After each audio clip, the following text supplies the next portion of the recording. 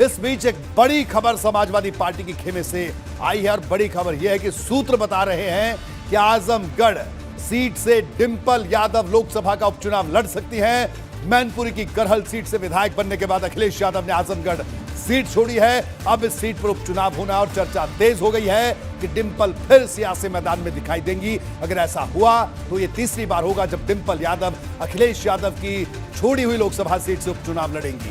पहली बार 2009 में हुआ था जब लोकसभा में अखिलेश यादव ने फिरोजाबाद और कन्नौज से जीत दर्ज की थी। उस समय अखिलेश ने फिरोजाबाद की सीट छोड़ दी थी। फिरोजाबाद में जब उपचुनाव हुए तो डिंपल मैदान में उतरी। हालांकि उस समय उन्हें राज बब्बर ने हरा दिया था। 2012 में भी जब अखिलेश ने सीएम बनने के बाद कन्नौज लोकसभा सीट छोड़ी तो डिंपल उपचुनाव लड़ने उतरी और जीत गई। अब तीसरी बार डिंपल यादव के उपचुनाव लड़ने की खबर आ रही है। ये बड़ी खबर समाजवादी पार्टी के खेमे से इस वक्त की है।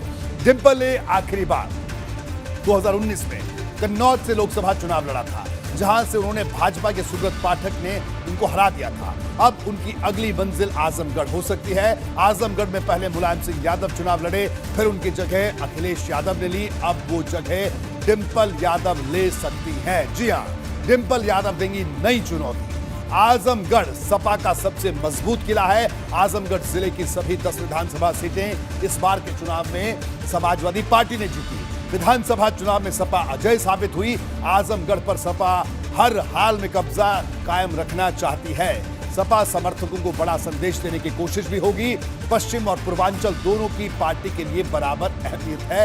ये संदेश देने की कोशिश भी समाजवादी पार्टी की तरफ से होगी। हमारे साथ वीरेश लगातार जुड़े हुए हैं। वीरेश, तो डिंपल यादव को लेकर जो खबर आ रही है, ये भी एक बड़ी रणनीति का हिस्सा समाजवादी पार्टी की तरफ से है। क्या कहना है वीरेश?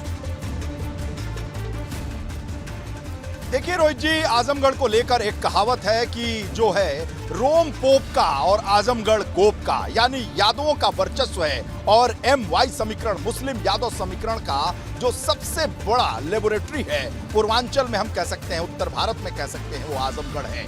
इसलिए अखिलेश यादव, मुलायम सिंह यादव सभी वहां से सांसद रहे। सीट खाली हुई तो वो सीट किसी दूसरे के द्वारा नहीं बल्कि डिंपल यादव के द्वारा भरी जाएगी। इसके कारण है, आपको मैं बताऊं कि 7 चरण में उत्तर प्रदेश में चुनाव हुए। सभी चरणों में, पश्चिम से लेकर हर चरण में समाजवादी पार्टी हारी।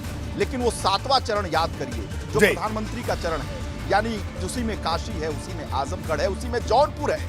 वही एक चरण है जिसमें समाजवादी पार्टी के गठबंधन को लीड दी है। तो ऐसे में वो लीड, वो भूम, वो जड़, वो संघर्ष समाजवादी पार्टी नहीं छोड़ना चाहती है। इसके मायने हैं कि पति नहीं है तो पत्नी है। और आप देखिए पोस्टर पर अब डिंपल यादव रहती हैं। मुलायम सिंह यादव की जो पोस्टर है वो थोड़ा धुंधला हो गया है। राम गोपाल जी गायब हैं, शिवपाल जी का अता पता नहीं है, मोहन सिंह, जनेश्वर मिश्रा और तमाम लोग गायब हैं, लोहिया गायब हैं, लेकिन डिंपल हैं तो डिंपल प्रतीक है, यानी एक सिक्के के 2 पहलू। इसलिए अगर अखिलेश यादव ने वहां छोड़ा है आजमगढ़ से, बिल्कुल तो डिंपल यादव चुनाव लड़ेंगी। और जो वहां की जनता है पूर्वांचल की, ये संदेश है समाजवादी पार्टी की तरफ से, उनके मुखिया की तरफ से कि हम हैं, हम मौजूद हैं, हमने धोखा नहीं दिया है। ये बड़ा संदेश है, हम आजमगढ़ बिल्कुल करहल से लेकर आजमगढ़ तक एक बड़ा संदेश देने की कोशिश समाजवादी पार्टी वीरेश करे। वीरेश, आपका बहुत बहुत शुक्रिया इस पूरी चर्चा में शामिल होने के लिए और इस विश्लेषण के अंदर की बात दर्शकों तक पहुंचाने के लिए। यहां वक्त एक छोटे से ब्रेक का।